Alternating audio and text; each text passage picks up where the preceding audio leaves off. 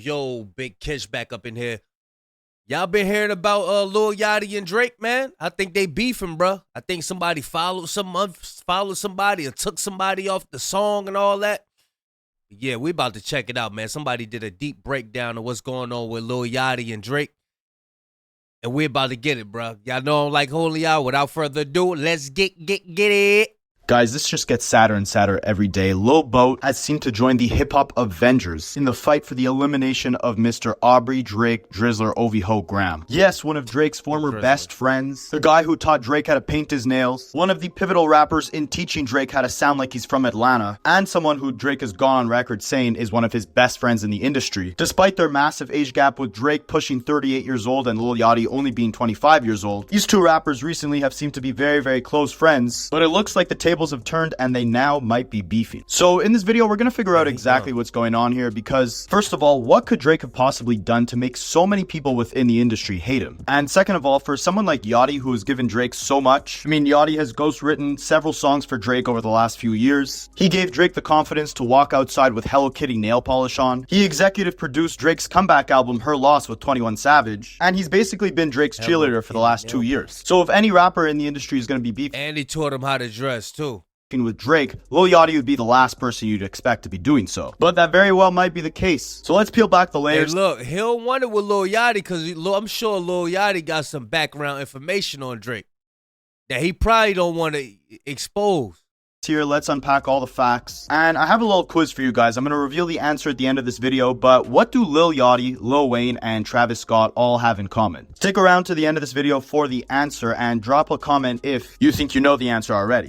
There's a lot of little nuggets in both of their disses that if it wasn't for these breakdowns, and salute to, guys like this, Rapaholics, because I think they directly get it. Yeah, just to give you guys a little backstory here, Drake and Lil Yachty have become very close over the last few years. Drake has been spotted in more pictures and videos with Lil Yachty than his own son. Drake first brought up Lil Yachty on a 2016 track with Gucci Mane, where he rapped, "Shout out Yachty, but this ain't a Lil Boat." Then they connected on Instagram. Lil Yachty made an appearance in the 21 Savage and Drake music video Sneaking back in 2017. Then he actually executive produced an entire Drake and 21 Savage album in 2022 titled Her Loss. He actually also ghost wrote 2 records for Drake off that album titled Back Outside Boys and Jumbotron Poppin'. Drake has barely done interviews this decade, but he did give Lil Yachty one of the only interviews he's done in years back in 2022, and the two also did interviews with Bobby Altov right around the same time as each other. Right around that time, Bobby Altov was asked about her interview with Lil Yachty, and she gave a pretty questionable answer. She basically said he was awkward and weird, which is ironic because her whole persona is basically acting awkward within her interviews. And for one of her first major interviews being with Lil Yachty, it kind of seemed like a slap in the face that she would then go on to talk about him in a negative light after he was one of the key people that put her on in the beginning. And as a result, both Drake and Lil Yachty pulled their interviews off of Bobby Altov's channel. And we don't necessarily know if anything else went on behind the scenes, but it plays an important role later on in the story that both Drake and Lil Yachty had interviews with Bobby. Then she goes on to say some pretty bad stuff about Lil Yachty, and very shortly after, Drake just pulls his interview with her. He was definitely loyal to Yachty. The two did another collaboration in 2023, and Drake started dressing exactly like Yachty, which is what prompted Kendrick Lamar to reference Lil Yachty in his beef with Drake, as throughout his 6-minute assassination of Drake's character on what's that dance he was doing? It was like Euphoria, where he painted a very ugly picture of the fact that Drake has no true identity of his own. He steals from the culture, he's spiraling, and then rapping that Lil Yachty can't give Drake any swag. Things started looking very ugly. The beef started escalating, and Yachty was obviously dragged in the middle of it. And from there, we obviously know what happened. Drake dropped Family Matters, thinking that was the red button that was going to destroy Kendrick. He came out with crazy accusations about Kendrick, but Kendrick stomped on the whole moment just 30 minutes later when he released Meet the Grams, coming out with even crazier allegations against Drake, saying that he doesn't only have a son, but he's also been hiding a daughter from the world. Then he goes on to drop Not Like Us. It becomes a #1 hit, and from there he won, right? It was obviously over. He was the unanimous winner, and with dozens of artists hating Drake and Kendrick playing Drake's game and making a #1 hit record that was also a diss record, Drake was obviously in a very tough spot, and at that moment, he needed his friends in the industry to be riding for him no matter what. He needed all the love he could get. Like, he started showing more attention to 21 Savage. He came out to his show. They did a collaboration together. Like, he needed to show that he was not a colonizer of Atlanta. Atlanta. He also brought Party Next Door out of the OVO sweatshop, standing next to him more in the last 2 weeks than he has in the last 3-4 years, and announcing a collaboration album with Party Next Door coming soon. But one person who was noticeably missing next to Drake during his attempted comeback from that massive loss that he took was Lil Yachty. We haven't seen the he had to pull Party Next Door out of that sweatshop. That's the only way you get pulled out of the sweatshop if Drake is dwindling, is spiraling. Together in months since the beef, and before the beef they were always spotted together, and there might be a reason for that. See, during the week that Kendrick dropped Not Like Us, Lil Yachty did an interview which is now deleted offline, and he was asked about the beef and he had a lot to say. Yachty said that a pivotal moment of the beef was actually Kendrick releasing Meet the Grams because it absolutely stepped on the moment of Family Matters. He said that Meet the Grams was very, very well put together, but it wasn't credible because the daughter stuff that Kendrick was accusing Drake of was a lie. He also said that both guys are great, as in Kendrick Lamar and Drake are both great guys, and that they didn't have enough ammo on each other, so they had to find crazy allegations against each other to add validity to their diss tracks. So Kendrick went with the whole PDF angle, while Drake went with the whole women abuser thing, and both of them basically had no proof. He also said that Drake's been dealing with hate his whole career, and he's never truly been liked, which is ironic because he said both of them ain't had no proof. Nah, Drake ain't had no proof. It's proof all over the internet what Drake is about.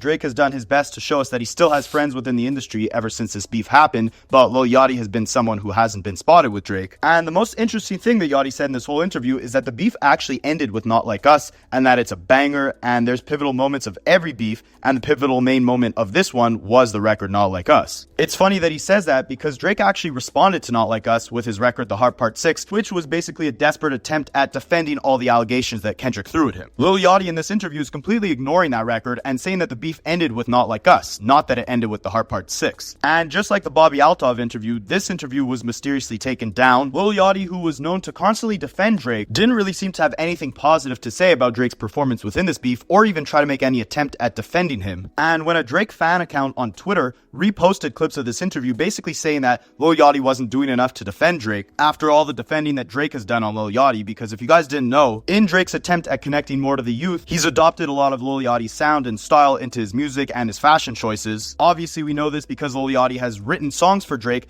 and because Kendrick even said that Lil Yachty can't give him any swag. And Drake has gotten a lot of criticism for this, but always seems to defend Lil Yachty as an artist and as a person, and defends his choices of collaborating with Lil Yachty and incorporating his sound into his own music. But when the tables turned and things were looking down for Drake, Yachty didn't seem to come to his defense. So the fan page was basically calling him out for that, and Lil Yachty responded by saying, "You're making things what they're not. Everybody and their mama know what side I'm on. You fans be overdoing stuff. I didn't go into any specifics of the songs. Stop trying to spin a narrative." Even though he did go into specifics by calling Meet the Grams a good track and saying that Not Like Us was a banger. The fan page responded by saying, "Man, get the F out my face with this BS. I simply reposted your own words. You said you don't think Drake won or lost. You have respect for the guy who called him a certified PDF file and said that the song is banging. What kind of friend are you? You stayed silent watching your friend's character get attacked. You actually made it worse with that interview. Pick a side or shut up." Lil Yachty responded by saying, "It wasn't my beef to speak on. What do you want me to do? Jump on a feature? I said I felt like nobody won. The whole thing was stupid to begin with. When I support him, I'm deriding. When I don't say anything, I switched up. The internet stuff is so lame. You can't win." It's funny to note that this same account that Lil Yachty started beefing with on Twitter also tweeted out something basically calling out Kendrick for being absent in the parenting of his son, because that's an angle that Kendrick used, saying that Drake is absent in his own son's life. And this fan account basically said, "So who was raising your child while you were out cheating on your wife with white women?" This was an attack on Kendrick, and Lil Yachty actually liked the tweet, but just a couple days later, he said that he only liked it by accident, emphasizing again that he wasn't taking any side within this beef. It's also important to note that before Drake and Lil Yachty became best friends, Lil Yachty know who won, man. Yachty know what's up. Yachty actually said that Kendrick Lamar, in his opinion, was the best rapper of all time. He's also done interviews with Schoolboy Q, showing that he has ties with Kendrick's record label and has had deep respect for Kendrick's artistry in the past. But because he's publicly been Drake's best friend over the last few years, and Drake rushed to his defense with the Bobby Altov stuff, it seemed like it was only natural that Lil Yachty should be defending Drake within this whole beef, since everyone else turned on him. And it seemed like Lil Yachty agreed with this because a couple months later, he hopped on an interview with Andrew Schultz, and he said his biggest regret of the beef is that he actually commented on it, showing showing that either he feels bad that he said anything negative about Drake, or potentially Drake privately told him that he didn't appreciate Yachty's comments. And there's a couple very interesting things within this interview that made it hard to decipher how Lil Yachty truly felt about this whole situation. Firstly, he seemed to give very politically correct answers anytime Drake or the beef was mentioned. He didn't say anything bad about Drake, but he also didn't go into great length about how much he loves Drake or how great Drake is like he used to do. And he seemed to keep his answers brief in an attempt to move on and switch topics. Also, his tone seemed a little just different talking about Drake than he was when he was talking about random topics like women or bears. We're not going to base anything based off that, but just something to take note of that he seemed very enthusiastic talking about regular stuff, but he Listen, 75.8% of y'all are not subscribed. I drop 2 videos a day, 12 p.m. and 4 p.m. I know a big portion of that percentage done watched over 5 videos. Click the subscribe button right now. Click subscribe. We've been doing good. We went from 83% not subscribed. Now we're down to 75.8. Let's get it, y'all, so we can get to this giveaway. He showed no confidence talking about the beef with Kendrick or really anything Drake related. He seemed to try to brush off all those topics. He also said he stopped bringing up the beef to Drake because he was telling Drake a lot of negative stuff other people were saying about him, and he realized Drake was very removed from it and didn't really want to focus on it. Yachty also, funny enough, said that he's been pushing Drake to get back into acting and said that he would play a great mob boss. In my opinion, he's been playing a great mob boss in his music ever since he released Mob Ties. And the most interesting part of this whole thing is that Yachty said that him and Drake actually did a podcast together, but because of the whole quote-unquote Great War, it never came out. But let's really think about it, right? See, ever since this whole quote-unquote Great War has ended, Drake has done nothing calculated or careful with any of his moves to try to make a comeback. He's done about 10 songs since this beef ended, and aside from dropping tons of songs, he's also dropped hours and hours of random footage of him in the studio, him on tour, even Yo, he dropped so much material. He really thought, somebody thought that that was going to bring him back. Somebody thought that was going to bring him back. footage of him and Lil Yachty together. So if they have this podcast together, what would be stopping Drake from releasing it if he's already released hours and hours of footage and tons of songs since the whole beef ended? I don't think it's exactly a valid reason to not drop this interview just because this beef happened, since Drake has already been dropping random songs and random footage for months now. If nothing has stopped him from dropping literally 100 gigabytes worth of footage, random Instagram account, what would be stopping him from dropping this interview with Lil Yachty? It was before the beef ever happened. It's not like Drake was commenting on anything beef related in that interview. And if he's already dropping new footage constantly, why would it not be the right time to drop a random interview with Lil Yachty, especially when Lil Yachty said that it was a great interview? If anything, that would help him, not hurt him. But it's possible that maybe he feels like he needs to comment on the beef in his next official interview. Regardless, I just think it's very weird that he had no problem popping out with Yachty beforehand, but ever since Kendrick called him out for trying to steal Yachty's swag, he now doesn't want to release any podcasts that he has with him, and has That's a lot of people, bruh. That's crazy. hasn't really been standing next to him since Yachty made these comments and the whole beef transpired. Around that same time, Lil Yachty also sent Kai Cenat an unreleased record with him and Drake. It's called Super Soak. It was actually a good record. Apparently, it couldn't be officially released because they couldn't clear the sample, but the guy who actually... Really? Let me show y'all something, man. This lets you know who got all the money. This lets you know who got all the money and all the free time on their hand. This lets you know who this lets you know a lot, bro. If you ain't got them glasses on. See, I got the glasses on. Dick Gregory said, once you put them glasses on, you can't take them off. That's why I can't have a lot of conversations with people, because they be looking at me like, why you thinking about that? Man, I got the glasses on. Once you put them on, you can't take them off. Because they couldn't clear the sample, but the guy who actually owned the sample said he had no problem releasing the record as long as they took out the cuss words in the record. So it seemed weird that they were creating this whole narrative that the song couldn't be released, and that's why Yachty was leaking it, even though the guy who owned the sample rights said that he had no problem with it coming out. But out of the 10 tracks that Drake has already released since his attempted comeback from this massive loss that he took, that song with Lil Yachty did seem to garner the best response from fans and critics. And Drake has seemed to adopt this weird, unconfident strategy where he's been kind of testing out music, leaking it unofficially, and then only releasing it officially once he sees there's a positive response to it. So given the positive response that this song got, it only made sense that he maybe would now decide to officially release it. And that might be what he's about to do, which we'll touch on in just a moment, but it's also important to note that within the same time period, Lil Like, why they going crazy over this Super Soak song? Like, I really believe there's a team, like a psychological team, to test the tempos and test the frequencies of certain songs and see what does what to the masses of the people. As far as like, okay, what beat is gonna dumb these people down? What beat is gonna get these people back being Drake fans? What type of beat would get these people back to where we once had them at?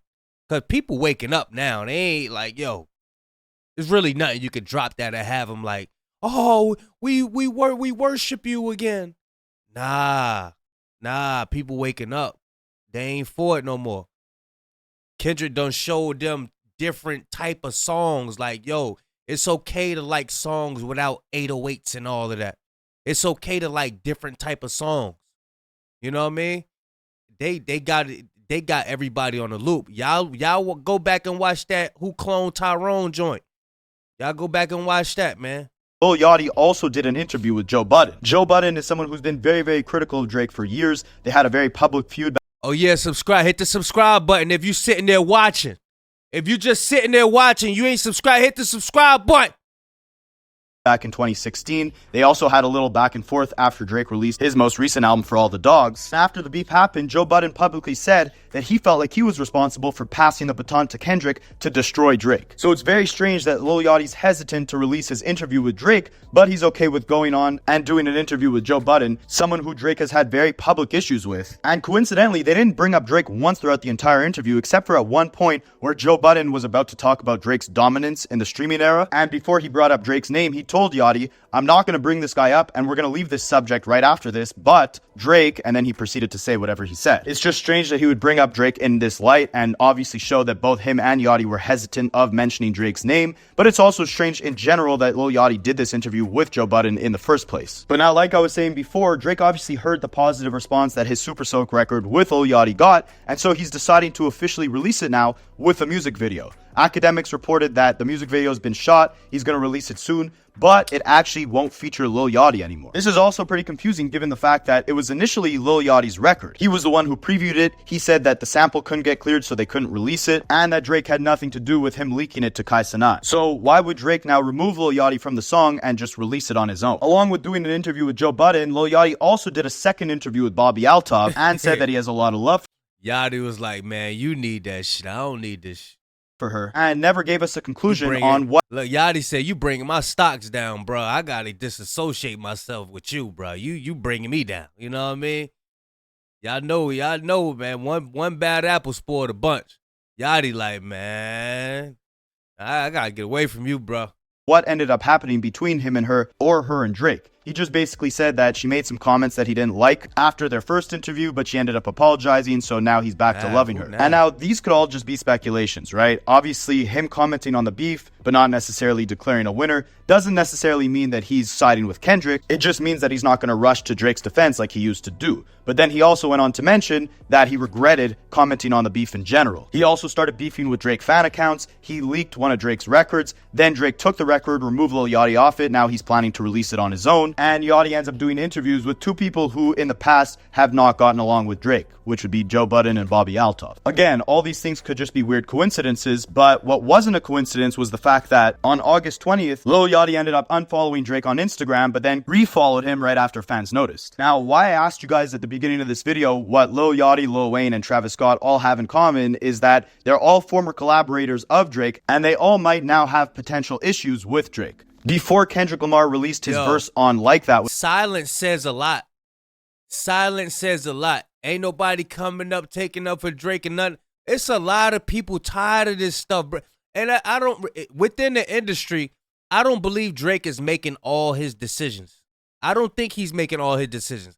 I think the team that's behind him, being as though that UMG, people invested so much money into Drake that they're the ones making the decisions. And you already know how they move. That's how these people move. Because let's not forget, Drake has always been a fan of this. He been a fan of this. You know what I'm saying? So I really can't see him, like, you know what I mean, not being fanned out when he get around certain people.